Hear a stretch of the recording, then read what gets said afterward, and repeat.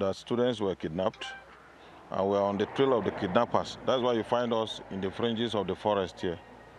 It's part of our locational effort, and it's part of our cordoning effort, okay, in order to retrace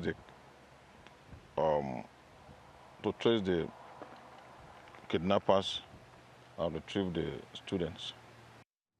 Let's go to Abuja and speak to the security analyst, Kabir Adamu. Kabir, welcome to the program. Who's responsible, do we know, for these latest kidnappings? Not yet. The group that's responsible hasn't issued any ransom demand or made claims. However, the gunmen that have carried out previous abductions are the so-called bandits, and so it's very likely that these are the bandits as well. We were speaking, you and I believe in December, when the school children in Katsina State were abducted, and you were explaining to us that it's not just Boko Haram, but you've just mentioned bandits, other armed groups. If this happens so regularly, it must be a lucrative crime. Are ransoms always paid to these kidnappers? Even though the government insists that ransom is not paid, most times you hear information coming out that ransom has been paid. And so, yes, there is a general perception that an industry is beginning to emerge from the kidnap for ransom scenario in Nigeria, and very likely it's driving an increase in kidnapping incidences across the country. A couple of months ago, one of the most respected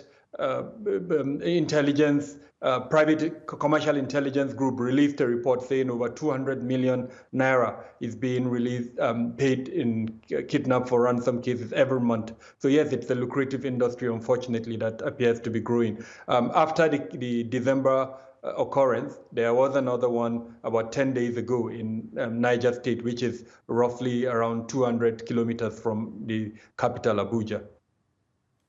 What is the effect on communities where these things happen? In terms of security, so many Nigerians don't believe that their President Muhammadu Buhari can actually keep them and their families safe. But have people started questioning whether they should be sending their children to school? Are people buying weapons for themselves because they think they might need them for protection? What's happening?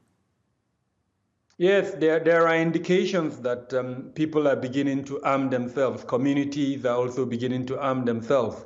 There is also a growing frustration against not just President Buhari, but the governors.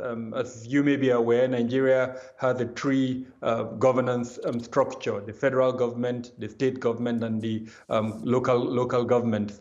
Now, the frustration is directed at all of these three levels of governance. Today, after the Jangebe incident that we're discussing, an attempt by the state government and some federal government departments to visit the community was resisted by the community, and in fact they were a bit violent, including on journalists, and that's the level of frustration by these communities. They always wonder, before these incidences, they demand for security presence, and these security deployments are not made, but then immediately after the incident, they see an increase in security deployment. So the frustration is growing, the self-help mechanisms are increasing, and there is a lot of concern that this may degenerate further the broken down social order that Nigeria is currently experiencing.